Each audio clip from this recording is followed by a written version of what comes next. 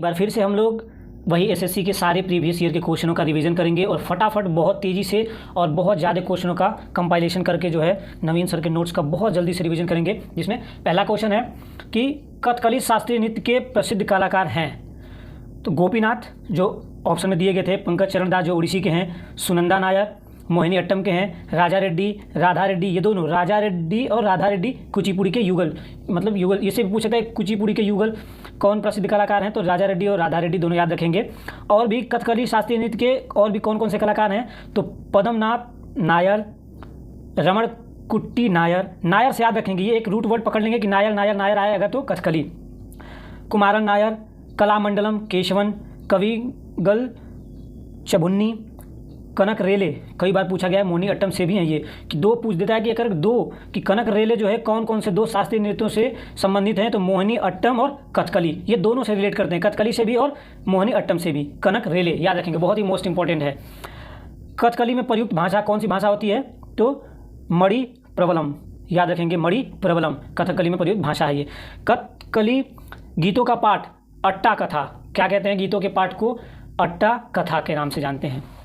Next, Padma Bhushan किशोरी अयोनकर किस घराने से हैं, किस घराने से संबंधित हैं, किशोरी अमोनकर, तो किस घराने से हैं, जयपुर अतरौली घराने से। जयपुर अतरौली घराने मतलब जयपुर के संस्थापक कौन है, जयपुर घराने के संस्थापक अल्लादिया खान। शैली कौन सी है, ख्याल शैली, ये गायन शैली है, ख्याल शैली जयपुर की। संगीत ठुमरी ठप्पा, ठुमरी और टप्पा। अन्य प्रमुख नाम कौन कौन से हैं जो इनसे रिलेट करते हैं जयपुर घराने से, तो कौन कौन है, केसरबाई केरकर, मल्लिकार्जुन मंजूर, अश्वनी देश पांडे, ये सब नाम देकर के एग्जाम में डायरेक्ट पूछ लेता है कि एक किस घराने से संबंधित है। और भी ग्वालियर घराना, इनायत खान, एक नाम याद रखेंगे, ये इनायत खान किससे रिलेटेड है, तो ग्वालियर घराने से। किराना घराना भीमसेन जोशी को याद रखेंगे, कई बार एग्जाम में पूछा गया, CHSL में भी पूछा गया था अभी 2023 में। पटियाला बड़े गुलाम अली खान, बड़े गुलाम अली खान पटियाला घराने से। नेक्स्ट, प्रसिद्ध संगीतकार अप्पा जलगांवकर किस वाद्य यंत्र से संबंधित हैं, संगीत किससे हैं, तो हारमोनियम से। हारमोनियम से और कौन कौन संबंधित है, तो RK बीजापुरे, सुधीर नायर, संतोष घटे।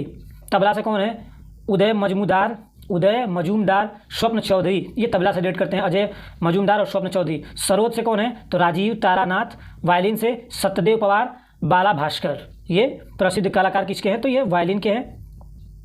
नेक्स्ट, केर और गरिया पूजा किस राज्य के पारंपरिक आदिवासी त्यौहार हैं, केर और गरिया, ये दोनों कहाँ मनाए जाते हैं, केर और गरिया। केर तो आप लोग जानते होंगे त्रिपुरा का है, त्रिपुरा के एक पारंपरिक आदिवासियों का त्यौहार है।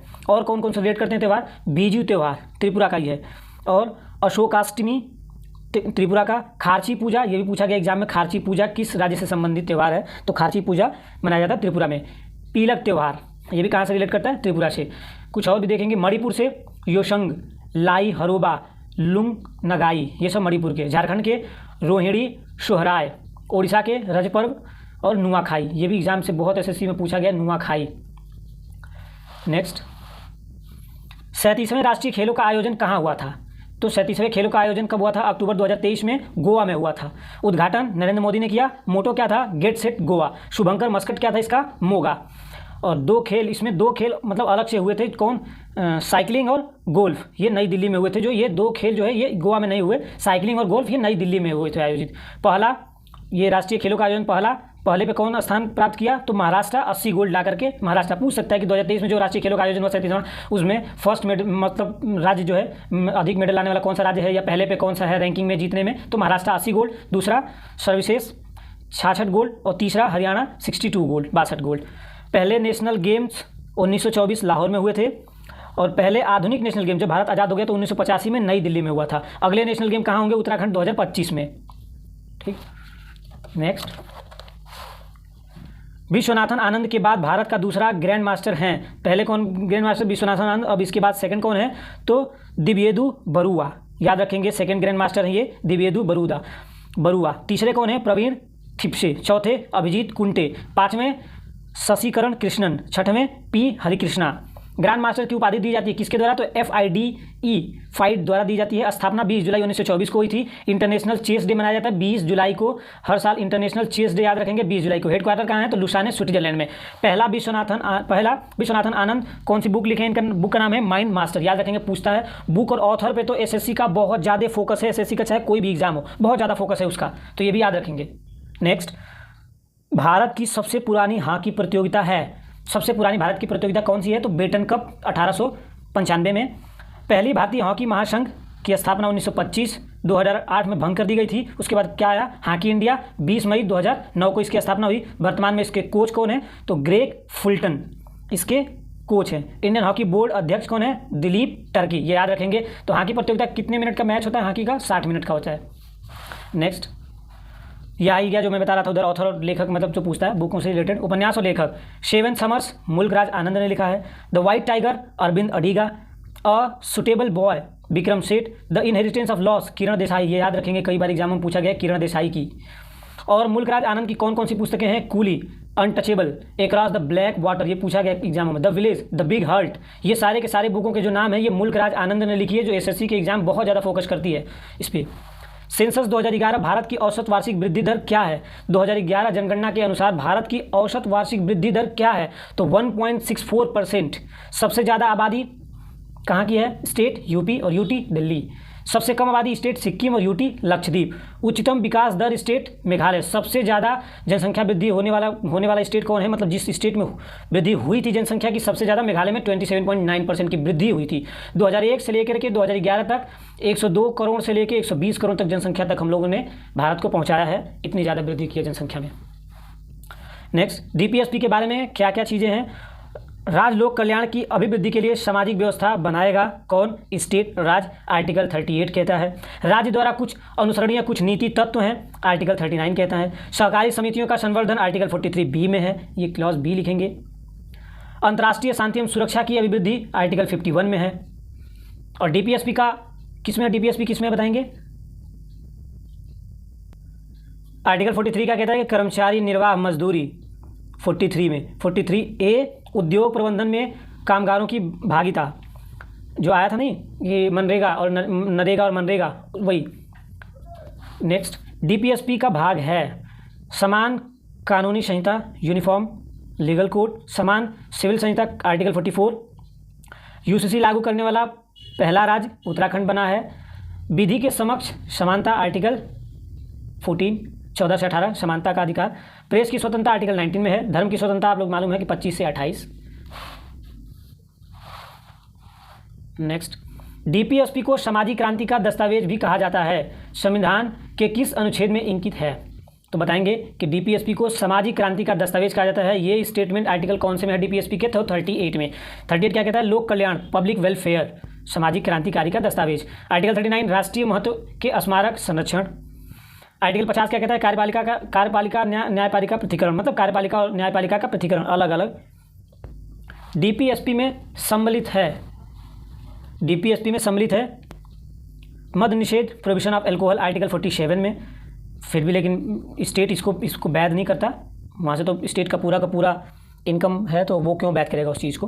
काम का अधिकार राइट टू वर्क आर्टिकल 41। समान कार्य हेतु समान वेतन आर्टिकल 39D। समान कार्य के लिए समान वेतन आर्टिकल 39D याद रखेंगे, बहुत ज़्यादा मोस्ट है, ये पूछता है। सूचना का अधिकार RTI 2005 में, ये आर्टिकल 19 के तहत। आर्टिकल 45 बच्चों के लिए निःशुल्क शिक्षा 0 से 6। और आर्टिकल 21A क्लास, ये 6 से 14 तक के बच्चों के लिए शिक्षा जो है अनिवार्य है। आर्टिकल 39A निःशुल्क कानूनी सहायता, अगर कोई आप वकील वगैरह नहीं कर पाते हैं किसी अपराध करने के बाद, तो आपको सरकार जो है निःशुल्क आपकी सहायता, कानूनी सहायता करेगी। आर्टिकल 42 काम हेतु न्याय संगत और मनोचित दशाओं में रहें। आर्टिकल 42 प्रसूति सहायता, मैटरनिटी रिलीफ जो औरतों को दी जाती है आर्टिकल 42 के तहत। नेक्स्ट, मनरेगा कार्यक्रम भारतीय संविधान के किस अनुच्छेद को लागू करने हेतु लाया गया था? तो आर्टिकल 43। 5 किलोमीटर के दायरे में कार्य सरकार प्रोवाइड कराएगी। न्यूनतम मजदूरी अधिकार अधिनियम 1948 में आया था। न्यूनतम मजदूरी अधिनियम 1948 के तहत मिनिमम वेजेस एक्ट। नरेगा पहले आया था 2005 में आया। लागू कब हुआ? 2 फरवरी 2006 को। याद रखेंगे डेट वाइज, डेट पे बहुत ज़्यादा फोकस करती है SSC, पहले नहीं करती थी लेकिन अब डेट भी पूछ ले रहे हैं ये लोग। तो नरेगा आया था 2005 में, लागू हुआ था 2 फरवरी 2006 को। फिर उसके बाद महात्मा लग गया M यहाँ पे, तो ये मनरेगा बन गया। अब ये 2 अक्टूबर 2009 को आया। सबसे ज़्यादा मजदूरी देने वाला स्टेट कौन है? तो हरियाणा 357 रुपये देता है। और दुनिया का सबसे बड़ा सामाजिक कल्याण कार्यक्रम में इसको शामिल किया गया है, जो मनरेगा चलते है, ये हमारे भारत का दुनिया का सबसे बड़ा सामाजिक कल्याण कार्यक्रम है ये। नेक्स्ट, लेकिन फिर भी ये फोकस बहुत ज़्यादा नहीं करते इस पर। आदि शंकराचार्य द्वारा स्थापित 4 मठ कहाँ स्थित हैं? तो जोशीमठ, द्वारका, पुरी, श्रृंगेरी। ये कहाँ कहाँ है? तो जोशीमठ बद्रीनाथ उत्तराखंड, शारदा पीठ द्वारका गुजरात, गोवर्धन मठ पुरी उड़ीसा में, श्रृंगेरी मैसूर दक्षिण भारत का, ये कर्नाटका में। 4 मठ हैं और 12 ज्योतिर्लिंग हैं और 51 शक्तिपीठ है, ये भी याद रखेंगे। 4 मठ, 12 ज्योतिर्लिंग और 51 शक्तिपीठ। नेक्स्ट, आजीविका संप्रदाय के संस्थापक हैं, आजीवक है ना, आजीवक संप्रदाय के संस्थापक हैं तो मखली गोशाल, मखली गोशाल। मत क्या है? आजीवक मतलब मत, इनका मत क्या रहता है, इनमें क्या क्या मत है, किसको शामिल किया गया, क्या चीज़ लिखी है इसमें? मत भाग्यवाद। ये लोग भाग्य को बहुत ज़्यादा मानते हैं, मतलब कर्म पे विश्वास नहीं करते, भाग्य के भरोसे बैठे रहो, जो होना है वो होता रहेगा आराम से, जो मिलना है वो मिल जाएगा, लेकिन यहाँ नहीं मिलता बिल्कुल भी। शून्यवाद नागार्जुन, वीर शव वशव, पशुपति लकुलिश और जैन मत भदबाहु। नेक्स्ट, कितने वर्षों की उम्र में महावीर ने घर छोड़कर वन चले गए थे? तो 30 वर्ष की उम्र में घर छोड़ दिए, 12 वर्ष तक तप किया, 42 वर्ष की उम्र में इनको ज्ञान प्राप्त हुआ और जिरम्भिक ग्राम में ज्ञान प्राप्त हुआ था साल वृक्ष के नीचे। जिरम्भिक ग्राम में साल वृक्ष के नीचे। वंश इक्ष्वाकु वंश के हैं, पिता का नाम राजा सिद्धार्थ, माता त्रिशला। और बुद्ध जो है 29 वर्ष की उम्र में चले गए, 35 वर्ष की उम्र में इनको भी ज्ञान मिला था। और जन्म देखेंगे इनका कहाँ हुआ था? महावीर स्वामी का जन्म 540 ईस्वी में कुंडल ग्राम वैशाली में। मृत्यु हो गई थी 468 BC पावापुरी पटना में। और पावापुरी मतलब पापों की नगरी नहीं जी। जैन तीर्थकर कुल कितने थे? 24 और 24वें तीर्थकर महावीर स्वामी, 23वें पार्श्वनाथ। बहुत बार एग्जाम में पूछा है, यूपीपी के एग्जाम में कई बार पूछा गया है कि जैन धर्म के 23वें तीर्थकर हैं, तो पार्श्वनाथ हैं। और 5 शिक्षाएं कौन कौन सी दी गई हैं इसमें? तो सत्य, अहिंसा, आचर्य, अपरिग्रह और ब्रह्मचर्य, जिसमें 4 शिक्षाओं का जो है इन्होंने, ये पार्श्वनाथ 23वें जो तीर्थकर हैं उन्होंने दिया। और ये ब्रह्मचर्य जो ये महावीर स्वामी की है, ये इसको भी याद रखेंगे। जैन दर्शन के अनुसार जीन शब्द का क्या अर्थ है? तो जीन मतलब होता है विजेता। विजेता मतलब इंद्रियों को जीतने वाला, जिनका इंद्रियों पे काबू है। जो 5 इंद्रियां हैं उन पे अगर जिनका काबू है वो किसी भी काम में अपना जीत हासिल कर लेंगे। भगवान महावीर ने मोक्ष कहाँ प्राप्त किया था? तो पावापुरी पटना, अप्पापुरी पाप रहित नगरी, जहाँ कोई पाप न हो, पाप रहित नगरी पावापुरी पटना को कहा जाता है। नेक्स्ट, अरावली, अरावली श्रेणी कहाँ है? राजस्थान में। विंध्य मध्य प्रदेश, मध्य भारत मतलब है मध्य प्रदेश में भी, महाराष्ट्र में भी है, मध्य भारत में। राजमहल की पहाड़ियाँ झारखंड। नीलगिरी तमिलनाडु, ये पश्चिमी घाट और पूर्वी घाट जहाँ मिलते हैं एक दूसरे को ना दक्षिण में, वही नीलगिरी पर्वत है। बालाघाट सतमाला महाराष्ट्र में। मांडव गुजरात में। शेवराय की पहाड़ियाँ तमिलनाडु। गड़जात पहाड़ियाँ उड़ीसा में। बैलाडीला छत्तीसगढ़ में। बैलाडीला ये पूछा गया है भाई CHSL में एकदम। बैलाडीला पहाड़ियाँ अभी तो आया था उत्तर प्रदेश यूपीपी में। जिन्होंने अगर 2023 वाला पेपर दिया होगा तो सबको याद होगा कि बैलाडीला पूछा था कि बैलाडीला की पहाड़ियाँ कहाँ स्थित हैं? छत्तीसगढ़ में। मिला के देख लेना। तापी, तापी यानी कि ताप्ती, उद्गम मुल्ताई मध्य प्रदेश। प्रवाह क्षेत्र मध्य प्रदेश, महाराष्ट्र, गुजरात तीनों राज्यों में बहती है। सहायक नदियाँ पूर्णा, जिसको सूर्यपुत्री भी कहा जाता है, मोना, अरुणावती, आनूर, बाघूर, बोरा, मिंघोला, ये सारी की सारी सहायक नदियाँ हैं तापी की। और विपरीत बहाव, इसका विपरीत 2 नदियां हैं विपरीत बहने वाली, नर्मदा और तापी। ये याद रखेंगे, बहुत ज़्यादा क्वेश्चन पूछता है इससे। विपरीत बहाव पूर्व से पश्चिम बहती हैं, लेकिन भारत में सारी नदियां कैसे बहती हैं? तो पश्चिम से पूर्व, वेस्ट टू ईस्ट, लेकिन ये बहती हैं ईस्ट टू वेस्ट, नर्मदा और तापी। मिलन अरब सागर में होता है इनका। कौन कौन सी नदियों के? सिंधु, नर्मदा, तापी, साबरमती, लूनी, माही, ये सभी नदियों के। नेक्स्ट, दामोदर, जिसकी सहायक नदी है, सहायक नदियाँ देखेंगे। दामोदर जैविक मरुस्थल भी इसको कहा जाता है, वाटर पॉल्यूशन की वजह से इसको जैविक मरुस्थल के नाम से भी जाना जाता है। शोक बंगाल का शोक भी कहा जाता है दामोदर को। उद्गम छोटा नागपुर पहाड़। प्रवाह क्षेत्र पश्चिम बंगाल और झारखंड में बहती है। कलकत्ता बंदरगाह इसी पर स्थित है दामोदर नदी पर। सहायक हुगली नदी, याद रखेंगे। कृष्णा नदी, तो दक्षिण भारत की दूसरी सबसे लंबी नदी, 1401 किलोमीटर लंबाई है इसकी। और दक्षिण भारत की सबसे लंबी नदी गोदावरी, 1465 किलोमीटर लंबाई है इसकी। उद्गम महाबलेश्वर की पहाड़ियाँ महाराष्ट्र में निकलती है, वहाँ से। प्रवाह क्षेत्र आंध्र प्रदेश, तेलंगाना, महाराष्ट्र, कर्नाटका से होकर बहती है। सहायक नदियाँ इसकी कई बार पूछता है कृष्णा नदियों की, भीमा, डॉन, तुंगभद्रा, घट प्रभा, कहीं कहीं घट प्रभा, घाट प्रभा, मालप्रभा। घट प्रभा, मालप्रभा याद रखेंगे। प्रभा से कृष्णा नदी की सहायक नदियाँ हैं। ओंग, जोग, तेल महानदी की सहायक नदियाँ हैं। ओंग, जोग, तेल, ये सब किसकी नदियाँ हैं? महानदी की। नेक्स्ट, अरावली, भवानी, हेमावती और काबिनी किसकी सहायक नदियां हैं? अमरावती, भवानी, हेमावती, काबिनी। तो दक्षिण अमरावती से आदि रखेंगे, दक्षिण भारत तेलंगाना, तो ये कावेरी नदियों की हैं सारी की सारी। उद्गम ब्रह्मगिरी कर्नाटक से, क्षेत्र कहाँ कहाँ से बहती है, कर्नाटक, तमिलनाडु, केरला, पुडुचेरी। कावेरी जल विवाद क्षेत्र इन तीनों क्षेत्रों में है, कहाँ कहाँ पे, कर्नाटक, तेलंगाना, केरला, पुडुचेरी, कावेरी जल विवाद क्षेत्र, कई बार पूछता है। अन्य सहायक अंकरावती, सुवर्णवती, लोक पावनी, ये सारी की सारी कावेरी की सहायक नदियाँ हैं। अंतर्राज्यीय नदी जल विवाद 1956 एक आया था, Indian state river water dispute 1956। 26 कौन सा उद्योग सेवा क्षेत्र उद्योग नहीं है, तो पेट्रोलियम परिशोध। लेकिन कौन कौन है, तो थर्ड, सेवा क्षेत्र किस में आता है, थर्ड एरिया में। बीमा, बैंकिंग, शिक्षा, ये सारे के सारे थर्ड एरिया के सेवा क्षेत्र उद्योगों में से हैं। जैसे पेट्रोलियम परिशोध ये सेकेंड वाले में है, सेकेंड निर्माण, और कच्चा तेल ये सब सेकेंड में आते हैं। भारत में नई आर्थिक नीति कब अपनाई गई थी, न्यू इकोनॉमिक पॉलिसी, तो 1991 में, 1991, 24 जुलाई 1991। पीएम कौन थे उस समय, नरसिम्हा राव। वित्त मंत्री मनमोहन सिंह ने, बहुत समझ लीजिए कि भारत को अगर कोई इतनी ऊंचाई तक पहुंचाने वाला है तो वो हैं भारत के पूर्व प्रधानमंत्री मनमोहन सिंह। आरबीआई गवर्नर कौन थे उस समय, एस वेंकट रमन। क्या अपनाया गया था उसमें, LPG, एल का मतलब लिबराइजेशन, उदारीकरण, प्राइवेटाइजेशन, ग्लोबलाइजेशन। सिर्फ 5 उद्योगों के लिए लाइसेंस बनाए गए थे, कौन कौन, शराब, सिगरेट, रक्षा उपकरण, विस्फोटक और खतरनाक रसायन। इन सब का कारोबार करने के लिए आपको सरकार से लाइसेंस लेने पड़ते थे, तब जाके आप इन सब के कारोबार कर सकते हो।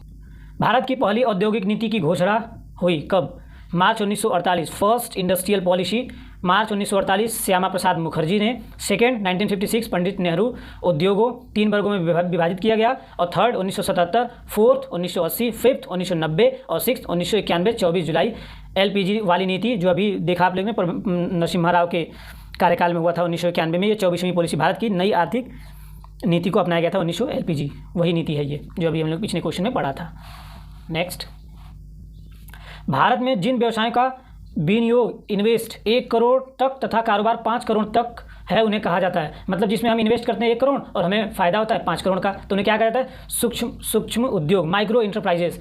लघु उद्योग कितने होते हैं, स्मॉल इंटरप्राइजेज में 1 करोड़ इन्वेस्ट करेंगे 5 करोड़ ये टर्नओवर होगा हमारा, और मध्यम उद्योग में 5 करोड़ से 50 करोड़ तक इन्वेस्ट करेंगे और 50 से 250 करोड़ तक का टर्नओवर होगा हमारा। धावन मशीन का कार्यकारी सिद्धांत, धावन मशीन मतलब जो कपड़ा धोने वाली मशीन होती है उसका पूछ रहा है, तो किस पे फोकस करती है, केंद्र पे। कपड़ा एकदम उसमें गोल गोल घूमने लगता है, मतलब एक सेंटर बन जाता है उसमें बीच में, यानी कि सेंटर बना, यानी कि सेंट्रीफ्यूगेशन, अब केंद्रीय बल लगता है उसमें। जैसे दही से मक्खन निकालते हैं ना, बार बार उसको मथनी से मारते हैं, इसके बीच में महते फोर्स लगाते फिर दही से मक्खन जो है सेपरेट हो जाता है, अलग हो जाता है, तो दही से मक्खन निकालना इसी से यही विधि है। अपोहन, डायलिसिस, सबको पता है कि डायलिसिस क्या होती है। अपोहन थोड़ा हिंदी शब्द बहुत लोगों को पता नहीं होगा, तो डायलिसिस को हिंदी में बोलते हैं अपोहन।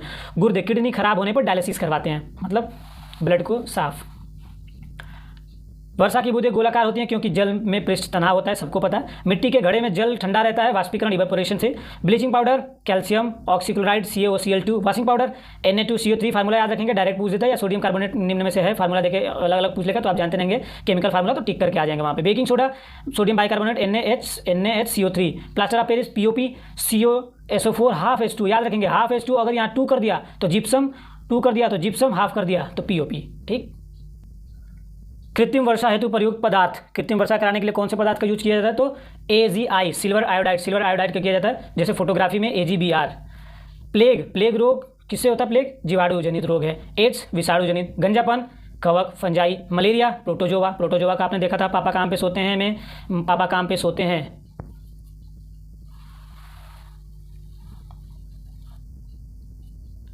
रेबीज किस वायरस से होता है, तो रैबिडो वायरस। बंदर या कुत्ता काट लेता है तो जिससे हमें पानी से डरने लगता है, हाइड्रोफोबिया रोग हो जाता है, जिसका लक्षण हम लोग को 6 महीने बाद भी आ सकता है, कई सालों बाद भी आ सकता है, इसलिए अगर आपको बंदर कुत्ता काटे तो तुरंत जाकर इंजेक्शन लगवा लेना चाहिए। खसरा, रेबीज, पोलियो ये वायरस जनित रोग हैं। क्षय रोग, TB बैक्टीरिया जनित किससे होता है, तो माइक्रोबैक्टीरिया ट्यूबरकुलोसिस, TB का फुल फॉर्म होता है ट्यूबरकुलोसिस। किस राज्य ने कश्मीर में सरकारी गेस्ट हाउस बनाने की घोषणा की है, तो महाराष्ट्र ने। 27वां राष्ट्रीय युवा महोत्सव नासिक में हुआ। CM वयोश्री योजना कहाँ की है, तो महाराष्ट्र की। CM वयोश्री योजना वृद्धों के लिए। महाराष्ट्र भूषण पुरस्कार किसको दिया गया, तो डॉक्टर प्रदीप महाजन को 2024 का। नेक्स्ट, रणजी ट्रॉफी 2024 का खिताब जीता, किसने जीता है, तो मुंबई ने। कितनी चौथी बार, ये 42वीं बार इसने जीता है, सबसे ज़्यादा रहा। और उप विजेता क्यों रहा, विदर्भ। कुल टीम 32 टीम थी। प्लेयर ऑफ द सीरीज मिला तनुष को जो मुंबई के हैं सबसे ज़्यादा रन बनाया रिकी ने जो आंध्र प्रदेश के हैं, और विकेट सबसे ज़्यादा लिया साई किशोर ने जो तमिलनाडु के हैं। पहली बार खेला कब गया था तो 1934-35 में, विजेता भी मुंबई हुआ था और इस बार भी विजेता कौन है, 42वें बार भी मुंबई है। सबसे ज़्यादा रन वसीम जाफर 12,008 रन बनाए हैं, और विकेट राजेंद्र गायल जो 650 भी दे रहा, 600 प्लस विकेट लिए थे इन्होंने। पहली 3D प्रिंटेड मस्जिद का अनावरण किया किसने किया, सऊदी अरब ने किया है अभी पहली 3D प्रिंटेड मस्जिद। मंदिरों का किसने किया, मंदिरों का, हिंदू मंदिरों का, तो सिद्दीपेट तेलंगाना में पहला 3D प्रिंटेड हिंदू मंदिर सिद्दीपेट तेलंगाना में। और पहला हिंदू मंदिर UAE, PM मोदी उद्घाटन किया उन्होंने, पहला हिंदू मंदिर बना UAE में। और सिद्दीपेट शंकर, गणेश, पार्वती इन सबको समर्पित है, इन सब में उनकी मूर्तियाँ हैं। और सऊदी अरब में फीफा वर्ल्ड कप 2023 अभी सऊदी अरब में हुआ था। और नई दिल्ली पुरस्कार मेला सबसे सम्मानित देश कौन रहा, तो नई दिल्ली में पुस्तक मेला हुआ है, जो सबसे सम्मानित देश रहा सऊदी अरब रहा। लास्ट क्वेश्चन की ओर, प्रसार भारती के नए अध्यक्ष बने हैं नवनीत कुमार। प्रसार भारती के नए अध्यक्ष नवनीत कुमार। प्रसार भारती एक्ट आया था 1997 में, हेडक्वार्टर नई दिल्ली में। अधीन किसके अधीन कार्य करता है ये, तो try, telecom regulatory authority of India, जो 1997 में इसकी भी स्थापना हुई थी, इसी के अधीन प्रसार भारती काम करती है, जिसके नए अध्यक्ष बने हैं नवनीत कुमार। याद रखेंगे नवनीत कुमार को। और एक क्वेश्चन का कमेंट करके बताएंगे, ऑल इंडिया रेडियो की स्थापना कब हुई थी, ऑल इंडिया रेडियो की स्थापना कब हुई थी, ये कमेंट में आप सभी लोग बताएंगे कि वीडियो कैसी लगी। और कम टाइम में रिवीजन जिसका हो जा रहा है भाई कर लो, बहुत आसानी से बहुत ज़्यादा क्वेश्चनों का रिवीजन हो सकता है। तो थैंक्स फॉर दैट।